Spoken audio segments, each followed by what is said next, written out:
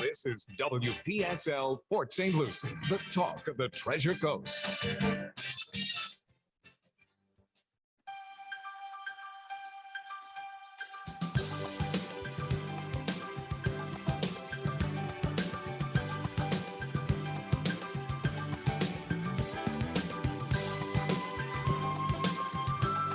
It's 11:06 at WPSL 1590, the talk of the Treasure Coast.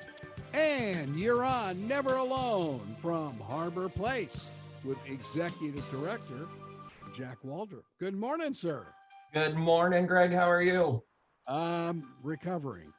I have no voice left. I'm sure after the game last night and winning and yelling and everything else, I'm sure you are.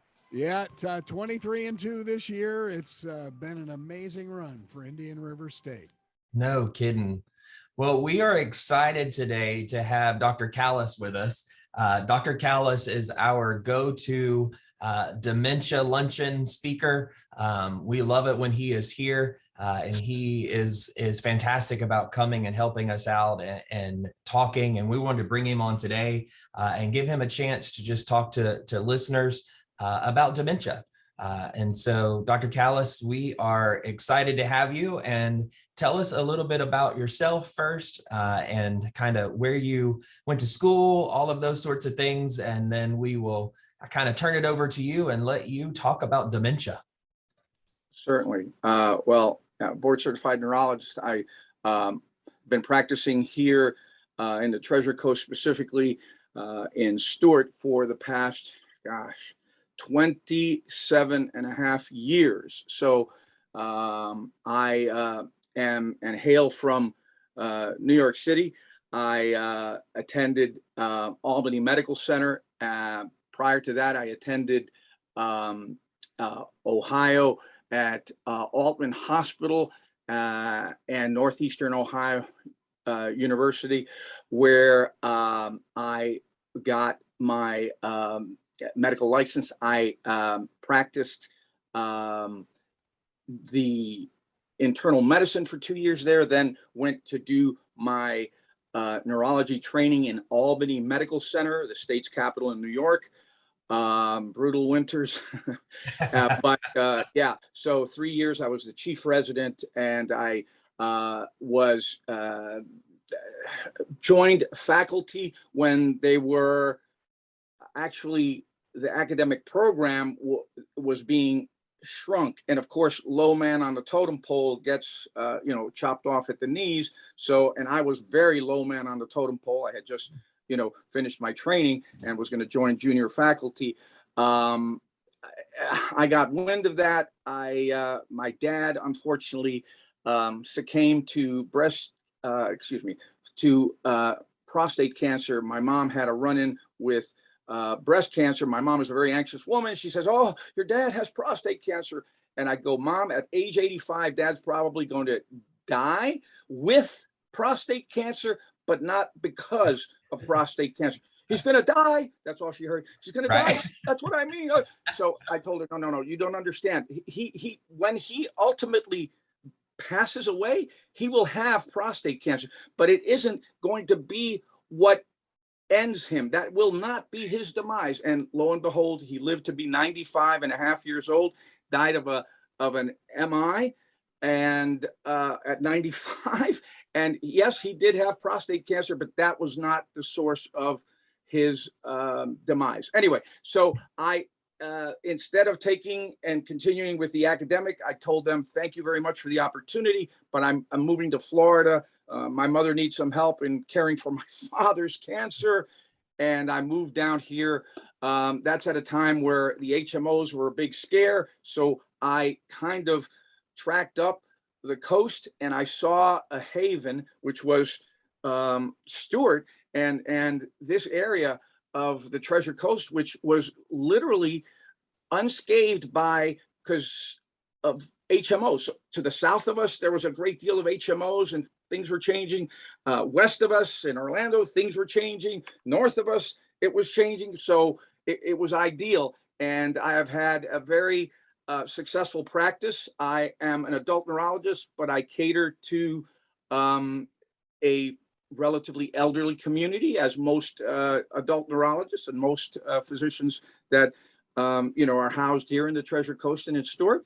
And I have been practicing with a special bent on general neurology, but dementia, disorders of the aged like Parkinson's disease, movement disorders, cognitive and memory decline, and it's been the emphasis of my private practice to help patients and to be able to distinguish what is just normal aging and what is actually dementia. And of course, dementia of the Alzheimer's type, which has had a great deal of stigma, and now that's being clarified. And it's a very exciting time because now there's the advent of antibodies which do not have any drug-drug interaction and are actually helpful with the treatment if caught early enough. So that's my story. And I've been a general neurologist in this area for, as I said, gosh, 7.5 years. That's crazy. That's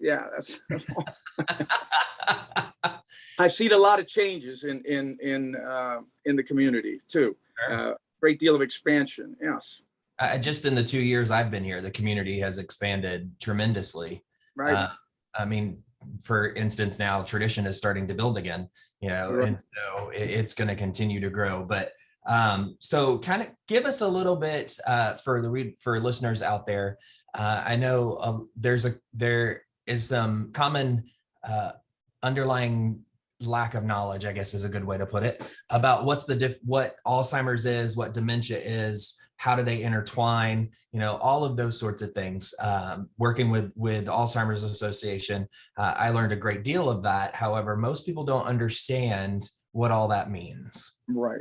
Well, to give sort of a Cliff Note version of that. So dementia is just a blanket statement that relates to a insidious progressive decline of cognitive functioning. And we assess it in different arenas. But dementia has to involve both a little bit of short-term memory loss as well as loss of executive functioning. And what I mean by executive functioning is if you're an individual that has always been meticulous about balancing your checkbook, so that is not me. And you've been meticulous about balancing your checkbook, and all of a sudden you find yourself that you're not doing that anymore. Well, that could be an issue with you having some difficulty with executive functioning. Or, for example, if you are now, you've been living where you've been living for the past 5, 6, 7, 8, 10, 15 years, and you know that you approach, Main Street, you make a stop, you turn right, the first right, 4 houses down, that's where you live. That's what you've always done once you go down Main Street. But now you're going down Main Street, you reach the stop, you make the stop, and you're not sure, do I go left or right? Well, for years, decades, you've always known that you make the right and it's your 4th house down. So if that's happening, well, then again, now something of executive functioning is awry. And so therefore, it takes it out of the realm of just dementia, and we're talking about something that's a bit more. And of course, you also have to temper the fact that some age-related memory decline is inevitable in all of us because we're alive and we age. At least, hopefully, we're lucky enough to be able to be old enough to age. And so, but that happens with something more subtle with, for example, and I'll give an example, for example, with names, for example, going out to retrieve something where you keep this something. You're on a one-track mission to retrieve this one thing. But once you're there and open the door to the room where you keep that one thing, now what was that one thing I came here for? And it eludes you. Now, I caution people because you say, well, that happens to me. Well, of course it does. And I'll tell you and let you in on a little secret. That happened to you even when you were a teenager. Now, hang on, because when you were a teenager, that happened only once in a very rare blue moon. Now it's happening, gosh, I can't tell, every month. I mean, every couple of weeks that happens to me. Does that mean I have dementia? No, that may mean you have some decline due to aging, meaning mild cognitive impairment. And some of that is just part of the normal aging process. And it depends on what decade of life you're in and what your baseline was of, acquired general knowledge. The distinction is very important for a healthcare provider, and specifically for a neurologist, because they need to be able to assess what is normal cognitive aging and what is actually the beginnings of dementia. And it's very, very difficult because at the onset, it's very subtle and they're almost indistinguishable unless there's an overt difficulty with executive functioning. So testing is done. And as I said before, there is something that I have talked about for the past 7 years. There is an ability for us now to gauge age-related forgetfulness and say, well, there's nothing to be done about that. I remember 9, 10, 12, 15 years ago going to conferences and, age-related decline. Well, yeah, all right. Well, the guy's 84. I mean, Right. that just happened. Well, true. However, now we have the ability to measure in our bloodstream a abnormal breakdown protein that accumulates as part of normal metabolism in all of us as we begin to age. And that something is a level called homocysteine. Homocysteine, and I know this gentleman got upset because he couldn't hear, and I go, no, I'm not calling you any names, sir. I'm talking about an abnormal protein in the bloodstream, homocysteine. Oh, okay. So I don't know what he was thinking, but anyway, I told him about this homocysteine level and that we could measure it in serum. And if he had homocysteine that was greater than 10, we can lower that homocysteine. And if we're able to achieve that we can actually reverse some of the ravages of age-related forgetfulness, something that 10, 12, 14 years ago was science fiction. Right. Reversing some of the ravages of age-related forgetfulness. But that applies only to those who have elevated homocysteine. The beauty of it is that what is able to achieve that is not a fancy schmancy drug. It happens to be a vitamin by the name of folic acid, which is one of the B constituent vitamins, one of the few vitamins of the class of A, D, E, K, C, and B. The B family are vitamins that work very in concert with the nervous system and provide the necessary building blocks that we may be able to have some neural regeneration. Specifically, folic acid lowers homocysteine levels and therefore age-related forgetfulness actually improves, but only in those who have elevated homocysteine. And there are very few ways of knowing if you have elevated homocysteine unless a blood level is drawn. Okay, doctor, I got a question on that. If normally, like I would go into Quest maybe twice a year and get blood drawn for my primary. Is that in a normal blood test or do you have to order something separate? Right. So to be perfectly frank, although there are quite a few internist and family practitioners, because I'm not going to put it beyond them, there's a very bright individuals, but they're busy with their practice in general. So unless you have alluded to your family practitioner that part of your annual serum assay, which he does at least once or some do twice a year, unless you include or mention to them that you're having, or believe that there may be some age-related forgetfulness, and so it's a touchy subject, then what I found is that over 80% of clinicians that are in family practice and primary care and internal medicine are really not doing a routine screening. And myself, because most of my patients are 65 and older, unless it's my headache patients, which usually those are women of relatively childbearing age in the majority that have migraines. Short of that practice, most of my practice is individuals that are over the age of 65, Medicare, and I do, as a practice, screen for over 95% of my patients in that age category. But in general, just to answer your question, no, it's usually not drawn. Now it's becoming a little bit more because, primary care physicians, internal medicine doctors are aware that that exists. And I will tell you that initially it was initiated by cardiologists who thought that lowering homocysteine may be cardioprotective. And so that's how this all got started. But about 15 years ago, the study failed to meet its primary endpoint, and it really didn't help anyone to, quote, protect the heart to any statistical significance. Yet they teased out the data and they realized that, oh my God, these people are performing better in tasks, questions asked, that their cognition has improved. Well, that's got to be wrong. That never happens. They're a year older. There's no way they can be more cognitively savvy. That just doesn't happen. And they went on to do independent research, and they found elevated homocysteine is definitely associated with age-related forgetfulness, and even has been alluded to MCI and mild age-related dementia. So, and the fact that they were able to tease out that reversal of that elevated level of homocysteine was simply by the addition of folic acid. There is one other issue.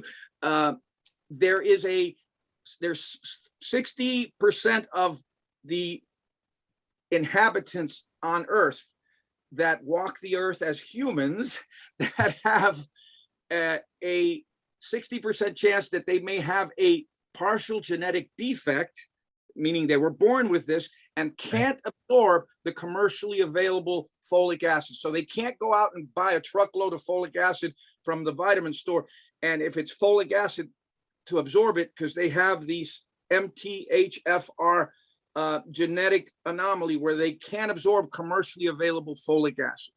So astutely, there is a manufacturer, there's now various manufacturers that manufacture a vitamin that 7 years ago did not require a prescription, but now does. prescription. And in addition, insurance companies, I don't know, some attorney got savvy and said, hey, wait a second, is that a vitamin? Yes, but it's a prescription vitamin. Oh, I didn't ask you if it was prescription. I asked you, is it a vitamin? It is? Oh, we don't cover vitamins. And that has spread like wildfire, and no insurance company will cover that vitamin, even though you cannot get that vitamin without a prescription. That's a travesty, in my opinion, but I have no control over that. Yeah. So age range wise, say you have a 40 to 45-year-old that's all of a sudden starting to miss names, can't come up with names off the top of their head. Is that something that you were concerned with, or does it need to bump up in 50s and 60s that problem starts to happen?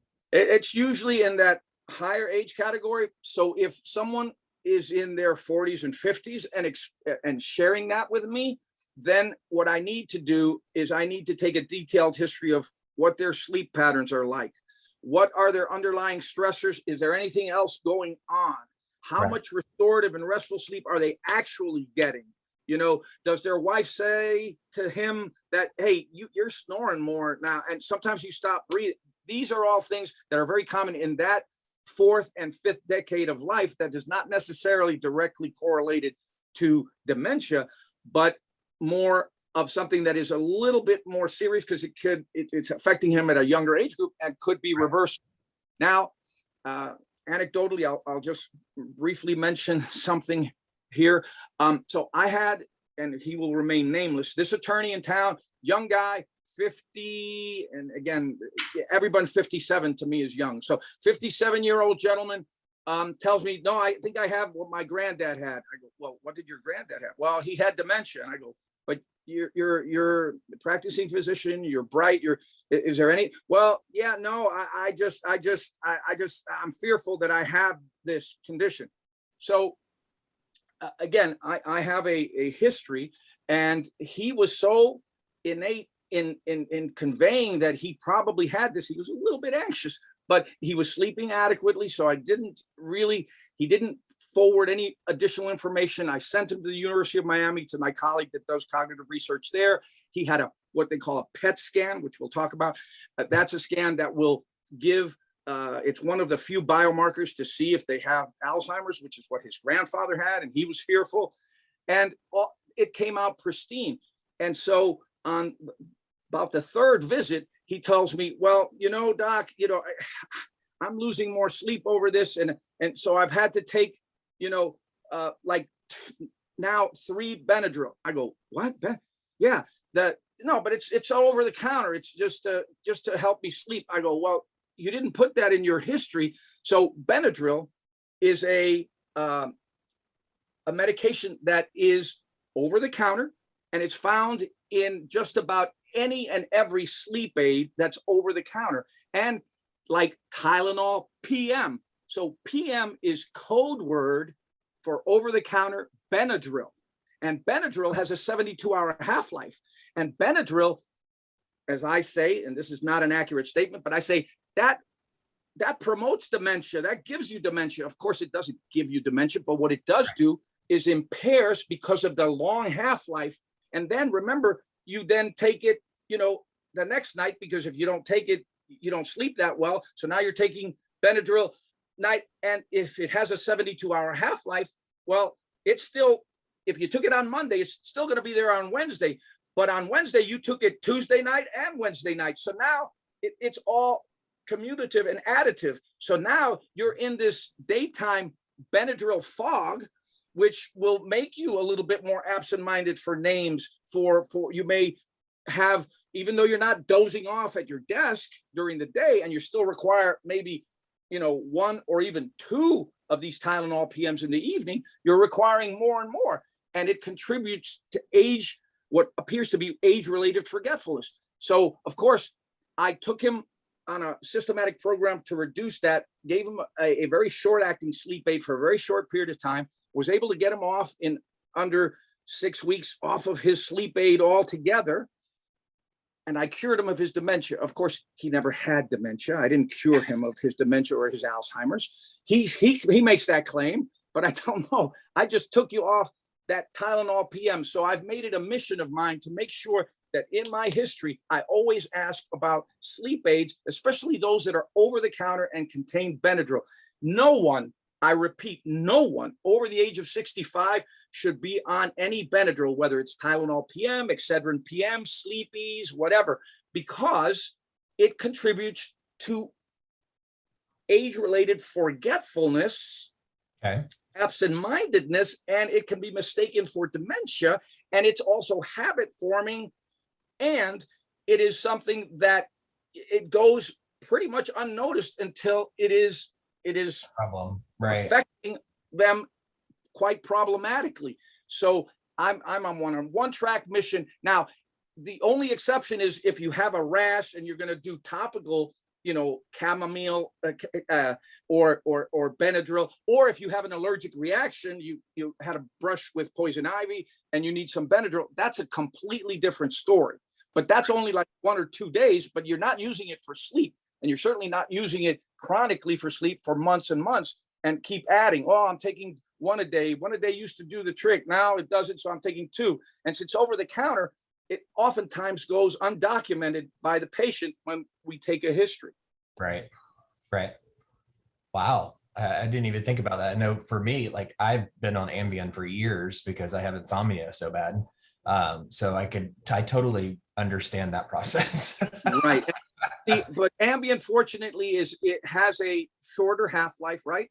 8 hours. So if you get restorative sleep and you're able to, it is habit forming as well, though, Ambien. And they make statements that you should, to the physicians, you should, if the person has been on this product for years, you want to consider either alternating other short-acting products or maybe even seeing about being able to inquire further as to how you might do some sleep modifications to see if they don't require a soporific agent every single night. Now, you unfortunately are quote, what we call habituated or accustomed to, because if you don't take your Ambien tonight, you will not sleep well at all or at all. Accurate. So that's a fact. Yes. Maybe I need to come see you, Dr. Calas. Well, I'm not suggesting that. I'm just saying. No, you can suggest away. It does not hurt my feelings at all. So again, if you're just joining us, we do have Dr. Calas with us. He is Harbor Place's go-to doctor on dementia. He is a neurologist based out of Stuart. He has been on the Treasure Coast for going on 28 years, so 27 and a half. He comes in to Harbor Place and does luncheons and speaks to us on a regular basis, and we're just excited that he is on talking about dementia today. Dr. Calas, I know you went over a little bit about the folic acid. So the new one that you said has to have a prescription. So is that like a synthetic version? No. So all right. So and because it's a prescription is because as I mentioned, 60% of people that walk upright on planet Earth and are human, 60% of them have a genetic defect, an MTHFR defect, which means they were born that way. They're not genetically defective individuals. They just have in their liver this enzyme that is not manufactured. Therefore, they can't take commercial folate or folic acid that's commercially available and break it down into a byproduct that is able to assist at lowering homocysteine levels, which leads to cognitive impairment. So it used to be Medicare was able to reimburse for people that had abnormally high homocysteine levels and had a normal regular diet. I would do a genetic swab with a little cotton swab of the inner cheek saliva and send it to the lab for genetic testing to see about this MTHFR deficit. And I do believe that that's the future of science. We're going to be able to tailor medication specifically to that individual's genetic milieu, in other words, genetic makeup. But Medicare has ceased to reimburse for the genetic testing, which puts a damper on it. And the genetic testing identifies that because no matter how much commercially available folic acid you get, when you buy at Walmart or CVS or Target, the folate, which is folic acid, you can't absorb it. You have a genetic defect that doesn't break it down into a absorbable folate. The folic acid that does exist in a completely absorbable form, which 100% of people that walk upright on planet Earth and are human and can absorb it, is N-methylfolate. And N-methylfolate, when combined with NAC, N-acetylcysteine, helps cross the blood-brain barrier and helps with absorption. Now, you don't need NAC, but you do need that form of folic acid, and it's not commercially available. You can't just go to the local health food store and pick it up, or the pharmacy and pick it up.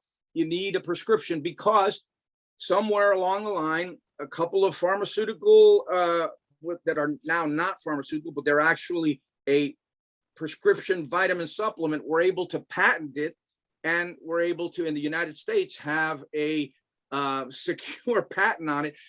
But it's always been covered by insurance previously. So now I often find myself, arguing with my patient, well, do you realize how much this costs? And so I've had to be on the lookout and search for a N-methylfolate form that is not that costly. And it was not available 7 years ago when they started, because it was, as I said before, it was commercially covered by all health insurances at one time, but past 7 or 8 years, that came to a halt.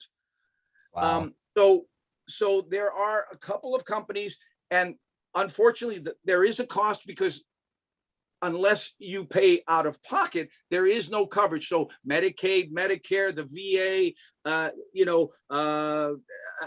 private health insurance, it's just not commercially available because they'll say, is this a vitamin? the answer is yes. And then that's where it all ends. I'm sorry, we don't cover vitamins. And but there's no buts. But I can't get it without a prescription. And I have a prescription plan. Yes, sir, you have a prescription plan, but that's a vitamin. I don't care if I didn't ask you if it was prescription or not. I just told you that if it's a vitamin and you said yes, we don't cover it. And that's what's happened. And so it is commercially available with a prescription from any licensed physician anywhere in the 50 United States. But then there's a nominal cost.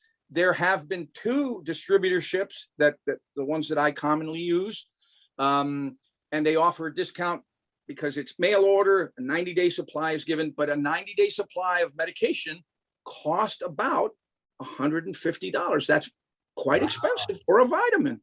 Yeah, quite expensive for a 90-day supply. Anyway, so but that's the reality of it, and of course that's only for those few who have elevated homocysteine. Not everybody has elevated homocysteine, but if they do, there is a role to be able to try to reduce it in an all natural way, which is by giving N-methylfolate, or that form of absorbable folic acid. There are many other things that contribute to it, whether the person smokes or has high blood pressure that's not adequately controlled, or have a touch of diabetes, or they have elevated cholesterol, or they're overweight, or there's a lack of physical activity. All of these contribute to age-related forgetfulness, nutritional deficiency. That's why me as a neurologist, someone else may be able to miss a quote treatable cause of dementia, but if a neurologist misses a treatable cause of dementia, oh my God, he should be hung up by his toes. That's a problem. let's case in point. So I had a referral from an internal medicine doctor, remain nameless, and this person was being treated with, quote, a dementia medication. But this person was not screened for this one metabolic disorder. And specifically, it was a man, because women do get screened a lot, but men don't always. And I just perchance, I said, well, let me see. And I checked his thyroid. He was profoundly hypothyroid, which sometimes can give symptoms, but sometimes cannot. And when I corrected his hypothyroidism with a little bit of Synthroid, a medication that's used for people who have low thyroid, his dementia dissolved, and I cured him of his dementia. Well, he never had dementia. He had a treatable cause of memory decline. Yeah. Now, if a neurologist misses that and labels the patient with dementia, guess what? That label usually sticks. So it is a travesty. I have to make absolutely sure that I screen and make sure that there's no vitamin B deficiency, that that person's folate is not super low, that their thyroid is right on point, that they have no other metabolic process, because those are treatable causes. Those are reversible causes of transient dementia, not true dementia. Okay. A neurologist better not miss that, because that's the biggest travesty. Is my biggest fear is to miss something that's reversible and label a patient with a irreversible neurologically progressive disorder by the neurological specialist. What a travesty indeed. So anyway. And you would actually, I mean, it's not surprising for me because of working in the industry, but at probably 95% of the residents that I get on the assisted living side have a diagnosis of dementia. And who knows who actually diagnosed them other than a true neurologist. And we've had cases where they don't even seem like they have dementia, but they have the diagnosis. Right. That's And again, you're right. I think if the person is going to be, I'm not saying that internists, family practitioners, general healthcare providers are capable of making but remember, those individuals are more abbreviated. They have to tackle with heart disease. What's going to kill him in a week or two? I need to get his hypertension down. They're dealing with a million entities, and they may be very superficial, because let's face it, I know in my practice, when I used to give lectures to physicians, it was a Pandora's box. Many physicians, by 15 minutes, they almost have the patient out the door, right? And so the last thing you want to do is open up Pandora's box. And what do I mean by that? So you don't want to ask, how's your memory and how's your sleep?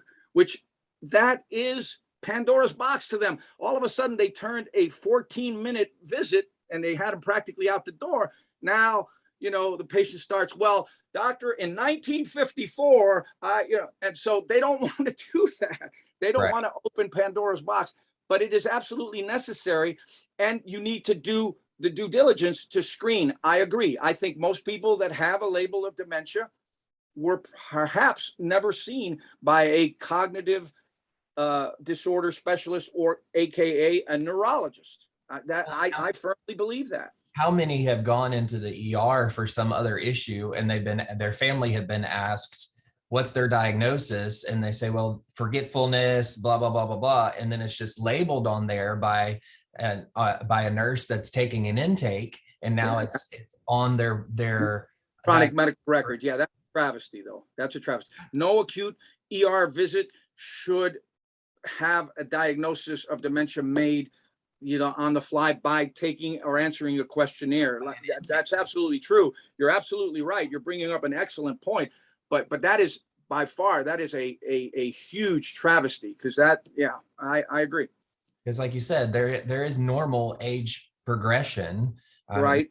5-year-old that goes into the ER for a fall and their child says, well, they've had some forgetfulness lately, and the nurse automatically puts dementia on there because it's part of the intake process. Not that they've done anything wrong. They're listening to the family. They're putting on the information, but that could very well be normal age related. Oh, absolutely. And then it gets put on the PMH or past medical history. And that's terrible, because on an electronic record, it gets cut and paste, and it's like a virus. It gets spread and it's all over your medical record. Now, to get that extracted or expunged, wow, it takes an act of God. You're right. Yeah. And I'm sure I know for me with my parents, I'm very careful. I mean, they're only in their early 70s, late 60s, but I'm very careful when I'm asking questions, or we're at the doctor and they're asking my mom questions. We're like, okay, wait a minute, but that's one of the reasons we love this show is getting that information out there, how to take care and really listen with your loved one and answering questions appropriately. Because you don't want to say, they probably have some form of dementia, but blah, blah, blah. Don't make blanket statements like that. Because it very well could lead to a problem later when it's really not anything that is that concerning, other than they're 85 years old and they're going to be forgetful. Yeah. The question I have for you, doctor, is do you have room to see Jack? I always have room for new patients. It may take a little bit of a wait, but yes, absolutely. I don't think Jack needs a neurologist at this juncture, although I'll give him a screening test, though. Sure. I mean, at this point, working on my PhD, I might need to come see you, because I don't know why I did this. Whatever possessed me at 41 to go back and get my PhD, I will never know. Well, yeah. So unfortunately, my screening process doesn't evaluate, good or poor judgment, but I don't think it was a poor judgment necessarily. It was just a lot of work, but I'm not sure it's poor judgment. So that is very true. It is a lot of work, for sure. A lot of reading. Absolutely. So for those of you just joining us, this is Dr. Calas. He is here with us talking about dementia. I'm Jack Waldrop. I am the executive director at Harbor Place at Port St. Lucie.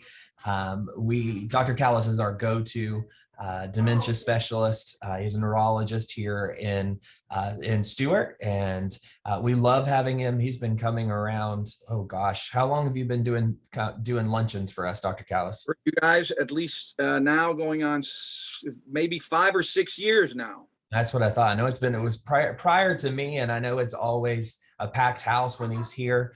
We absolutely love it, and being able to.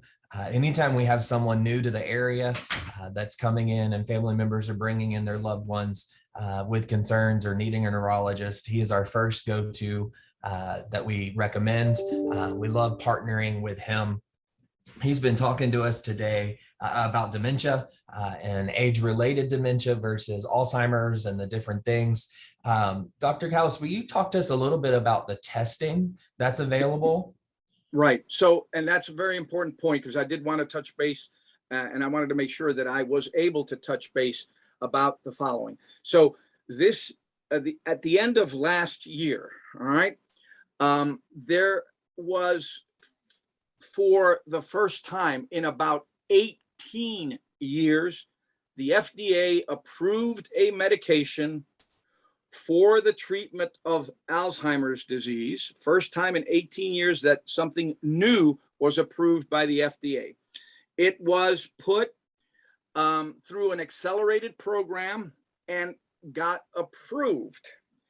A great deal of controversy has ensued since then, because it was approved despite the fact that it has one study that said that it helped cognition. It aided in enhancing or helping cognition a small amount, and another equivalent study, age matched study, equivalently weighted study by the same program and industry, Right. that showed that it didn't do anything to enhance cognition. Now, that is a 50-50, and they're both weighted equally. So how did this get approved was the big question. And that's because the mechanism of action of, at least in part, of what dementia is, and there's a lot of things that go into it, is this beta amyloid plaque that accumulates in our brains. Right. And we know that that process can begin for decades before the first signs of even forgetfulness are had. It's kind of a scary thought, but that's a fact. And we do know that. There has been at least 11 other agents that preceded that was able to lower beta amyloid plaque in the brain, some that caused irritation or encephalitis, and that was discontinued right away, and about 10 others, but they never really showed any enhancement in cognition, which means they failed over the past 16 years. This drug came along, and even though it had one study that showed it worked marginally and another one that showed it really didn't work, because it is able to remove or extract plaque from the brain, it was fast-tracked and approved by the FDA. Believe it or not, the FDA is now being scrutinized and looked at as to making sure that they didn't have some type of symbiotic Right. something there. And so it's been so controversial. Of course, advocacy groups, people in the Alzheimer's community and stuff, they want, because I agree with the following. I think raising awareness, I think, the impetus of these antibodies, because it's an antibody, are going to be the next focus of big thing. But this medication is not, it has not proven beyond a reasonable doubt that it enhances cognition, even though it eliminates beta amyloid and plaque of the brain. It's not without harm. It carries this thing called ARIA, or the ability to cause little micro bleeds. So it is not, without potential harm. So how can you approve a drug that hasn't really conclusively proven itself as definitively helping, if it has also a little bit of a downside? And the CEO said, well, it's going to be $56,000 a year. That's a prohibitive cost. So again, controversy galore. Right. Medicare has even questioned whether, they are going to be able to fund it and not bankrupt Medicare. And so Medicare has made a statement, which is still under review. We will not approve aducanumab or Aduhelm unless that person is enrolled in a dementia study. Yeah. Okay. So, but what I believe in is more research, and now now everybody in the world has heard about, oh, there's a drug for the first time in 18 years. Now, Do I know a lot of neurologists that are prescribing it? No, because there's that 50-50 cost and coverage and potential harm. So it's a wait and see, but there are others. So along, and that company was the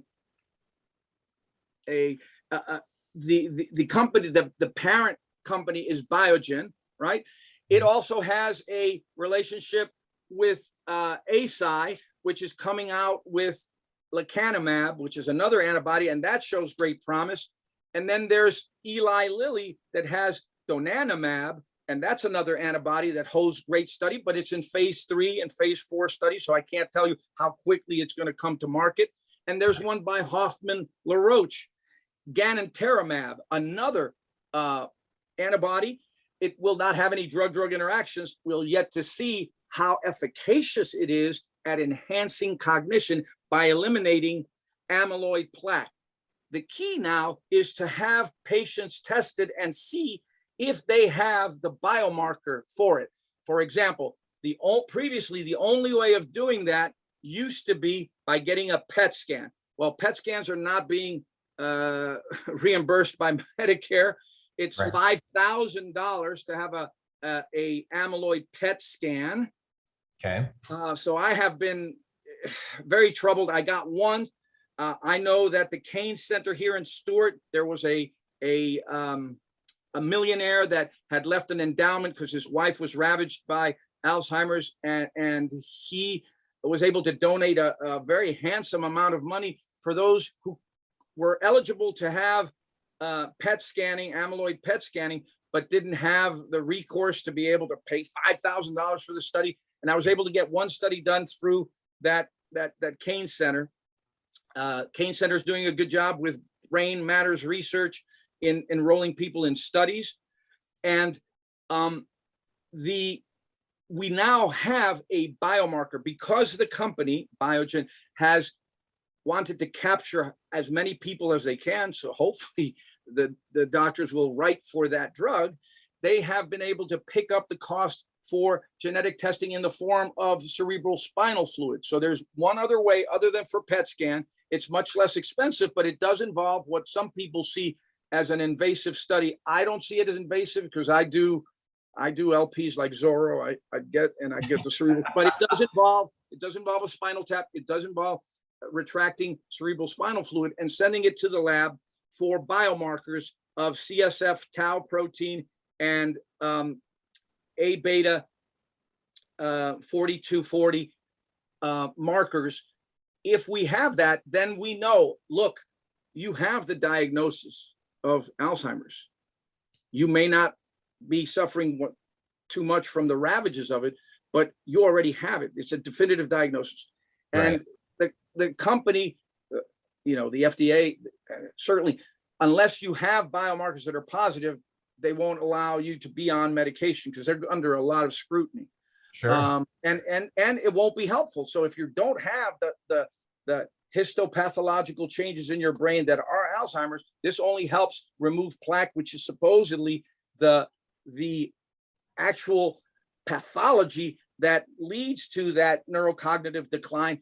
But interestingly enough, the primary marker of the forgetfulness, the cognition, only one study showed that marginally it helped, marginally in those early on. And the other study in the same early on people showed that it didn't. So it's like, it's a 50-50 guess. But I think everyone should, who has that index of suspicion, should be screened to make sure so that they're on the launching pad. Now, here's one of the issues that I have been very much at the helm of being aware of. I know that there will be a serologic biomarker, and I dare not say, but I mean, before the year 2023, there is going to be a blood test that no longer cerebral spinal fluid, no longer a $5,000 PET scan, but simple blood work to see about A beta 4240 ratio and be able to diagnose people from a simple blood test, whether or not they have, quote,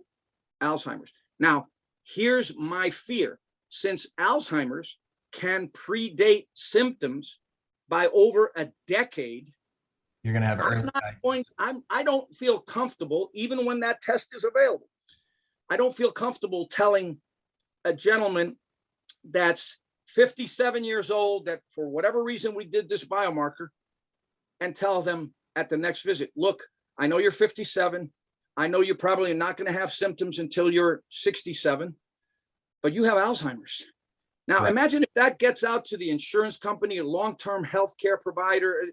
I mean, it could be devastating. And the guy may say, me, I do. And you're telling me I'm not even going to begin to walk into a room and not know whether I came in here for this or that till 9 more or 10 more years come around. You know what, Doc?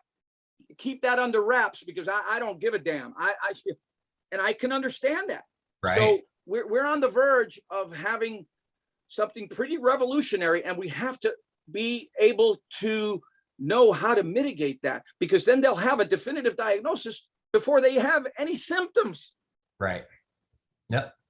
So it's interesting times. We don't need to be labeling people with early onset Alzheimer's just because of a blood test at 47. You know, exactly. That's right. When it may not become manifest until 57 or 58 or 59 or 60. You know, right. Yeah, so that's absolutely correct. Now, I wouldn't think of anyone being tested at age 47, but my point is, it doesn't matter. Let's say at age 60, and I'm not going to have a problem till I'm 72. Right. And you're going to label me? You know, what about what's going to happen to, you know, my long-term health insurance? What's going to happen if anybody? It's a dilemma that I've been talking to ethicists in academic centers, because the biomarker, a serologic biomarker, is on the forefront and will, under 2 years from now, be available. We need to know what we're going to do with that information. Sure. Well, there you go, guys. That is your hour-long dementia specialist luncheon today. Dr. Calas, we thank you so much for being with us today. I know we love you here at Harbor Place. Anybody that's listening, if you need a new neurologist, if you want to have a second opinion, go see Dr. Calas. He does a fantastic job. If you've been listening, very knowledgeable in what's going on and what's in the near future. And it's fantastic to have this partnership with him. Again, Dr. Calas, thank you so much for being with us today. Everyone, you've been listening to Never Alone. I'm Jack Waldrop, Executive Director at Harbor Place at Port St. Lucie. Come give us a tour. Call us 772-337-4330. We will see y'all next week. All right, Jack. Yep. And Dr. Calas, Jack and I will be the first two in line. Thank you so much. All Jack, right. Thanks for bringing Dr. Calas along. Wow. He's amazing. Simply. All right. Take care, gentlemen. Thank you very much. And yeah, if anybody has any desire, then I can just be reached on the internet or by just looking up Henry Calas, MD, and I'll show up right away. So I appreciate it. Thank you, gentlemen, very much. All right. And Jack, thank you so much. We'll see you next week. This is WPSL, Port St. Lucie.